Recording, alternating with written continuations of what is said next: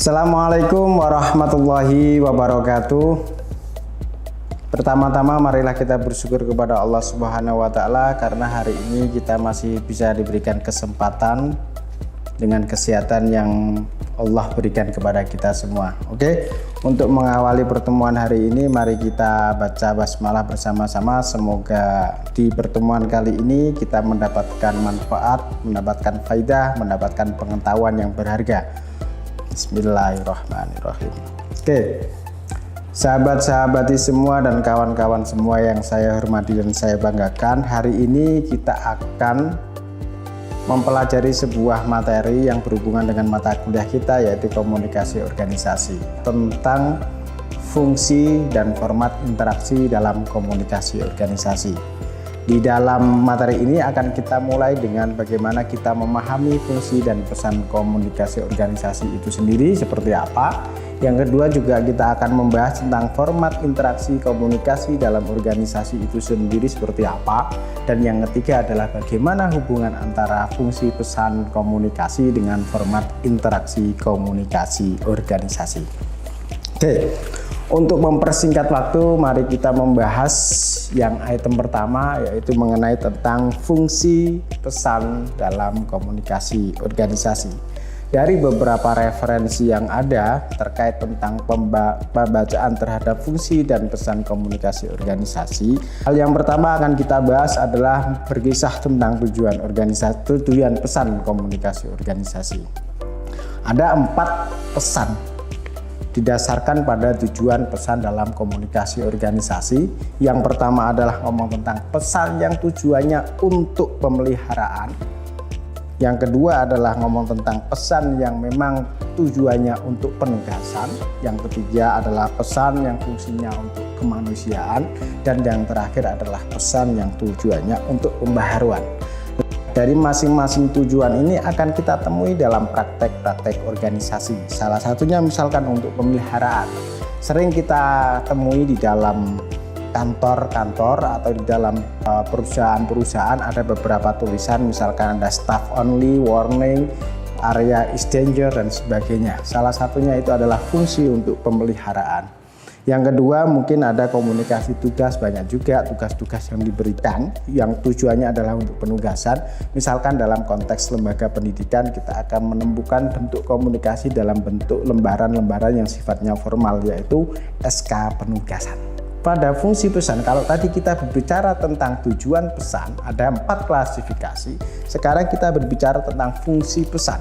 Dalam beberapa kaidah yang ada dari beberapa referensi yang ada tentang komunikasi organisasi, fungsi pesan dikategorikan menjadi 4. Yang pertama adalah fungsi informatif, yang kedua adalah fungsi regulatif, dan yang ketiga adalah fungsi persuasif, dan yang keempat atau yang terakhir adalah fungsi integratif.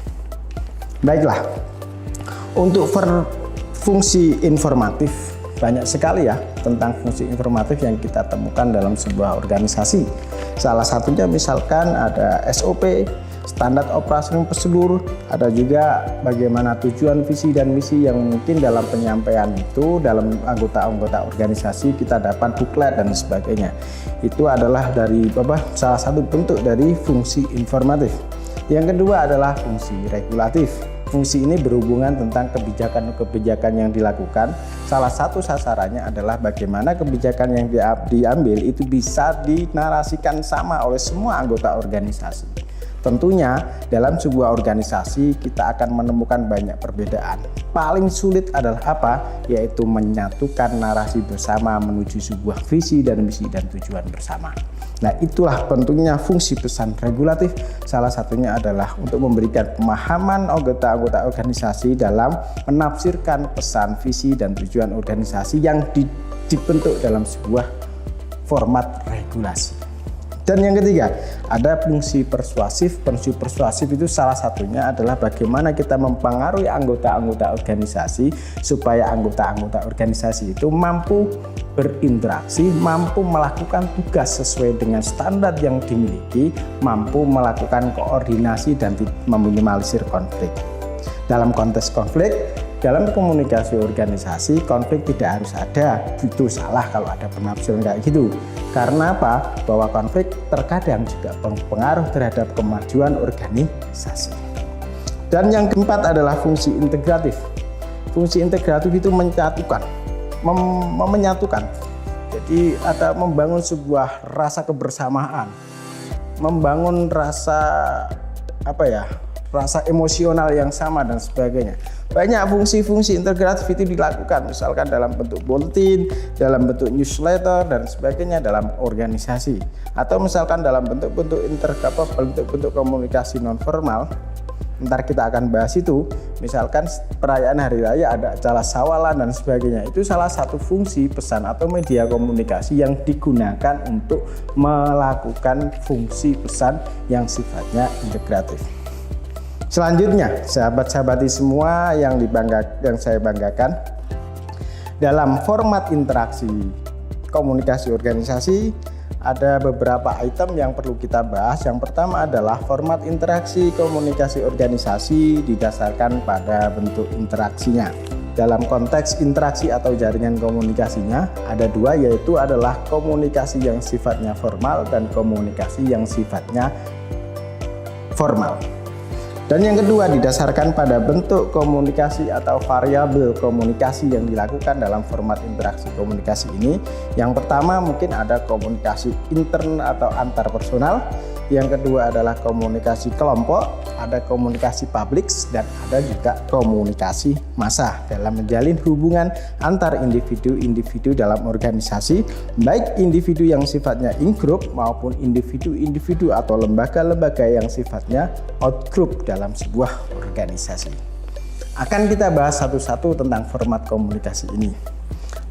Yang pertama, bentuk interaksi atau jaringan komunikasi. Yang pertama adalah komunikasi formal dan informal.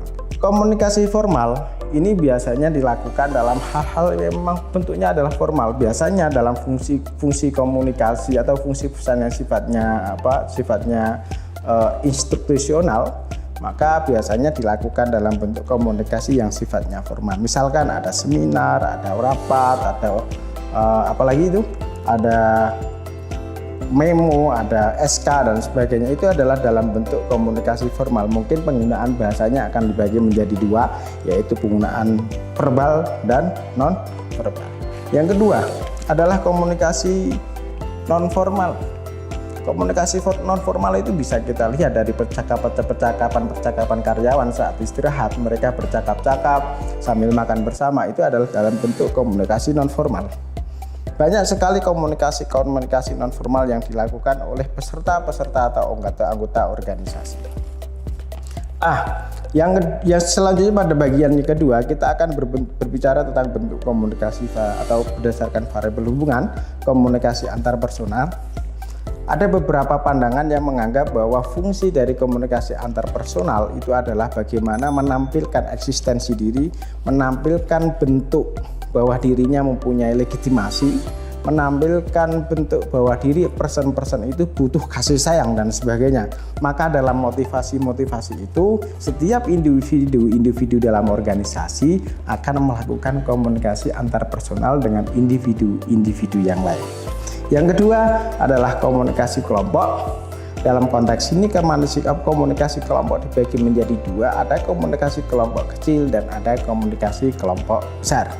Kita tahu sendiri dalam organisasi kita akan menemukan banyak kelompok, dalam organisasi juga kita akan menemukan banyak geng dan sebagainya. Mungkin kelompok-kelompok itu dibentuk karena afiliasi ideologi, atau juga dibentuk karena hobi yang sama, atau dibentuk juga karena asal dari kedaerahan yang sama. Maka banyak kelompok-kelompok dalam organisasi. Nah, hal yang terpenting adalah bagaimana narasi-narasi komunikasi dari dalam kelompok-kelompok ini menjadi sebuah narasi yang memang tujuannya adalah untuk menuju pada sebuah visi dan misi organisasi. Yang ketiga adalah komunikasi publik. Kita dalam konsep public relation, misalkan kita kenal public relation itu ada dua grup, yaitu in-group dan out-group. Salah satunya dalam in-group itu adalah bagaimana anggota-anggota dalam organisasi itu sendiri, baik stockholder maupun stakeholdernya. Dalam komunikasi eksternal juga akan melibatkan banyak juga proses komunikasi publik. Misalkan dalam bentuk komunikasi publik adalah acara seremonial misalkan, atau yang kedua adalah acara-acara yang sifatnya mengundang orang banyak atau menghadiri orang banyak, misalkan sawalan, itu juga bagian dari komunikasi publik. Atau perayaan sambutan 17 Agustus di sebuah perusahaan atau lembaga-lembaga pemerintah yang menghadirkan semua semua individu anggotanya, itu juga bagian dari komunikasi publik. Dan yang terakhir adalah komunikasi massa. Fungsi komunikasi apa? Massa itu apa? Salah satunya adalah untuk menjalin hubungan antara organisasi dengan organisasi yang lain, menjalin hubungan antara organisasi misalkan dengan pemerintah, menjalin hubungan antara organisasi dengan masyarakat. Nah, dalam konteks ini misalkan kita menemukan banyak juga laporan-laporan tahunan yang dilakukan oleh perusahaan besar, biasanya dipublish menggunakan media massa. Dalam konteks ini, inilah yang disebut sebagai peran penggunaan komunikasi massa dalam komunikasi organisasi. Pertanyaan terakhir kita akan membahasnya, yaitu bagaimana hubungan antara fungsi pesan dan interaksi komunikasi organisasi. Pada akhirnya, bahwa fungsi pesan ini akan melahirkan sebuah strategi. Strategi mesti akan berhubungan dengan pemilihan media, pemilihan pesan, dan sebagainya. Nah, fungsi-fungsi pesan ini dalam konteks strategi, maka juga akan menghadirkan sebuah format atau pendekatan yang dilakukan dalam ranah untuk melakukan sosialisasi atau melakukan proses diseminasi untuk mensosialisasikan pesan yang akan dikirim dan dipahami oleh semua anggota-anggota dalam organisasi. Maka fungsi pesan, karakteristik pesan itu juga akan mempengaruhi format interaksi organisasi. Format interaksi organisasi yang efektif dan efisien akan mempengaruhi pesan, fungsi pesan yang ingin disampaikan bisa berjalan efektif atau tidak. Seperti itu konklusi dari mata kuliah kita, yaitu tentang fungsi pesan dan format interaksi komunikasi organisasi. Mohon maaf jika ada kesalahan. Akhirus salam. Wallahu muwaffiq ila aqwamit thoriq. Wassalamualaikum warahmatullahi wabarakatuh.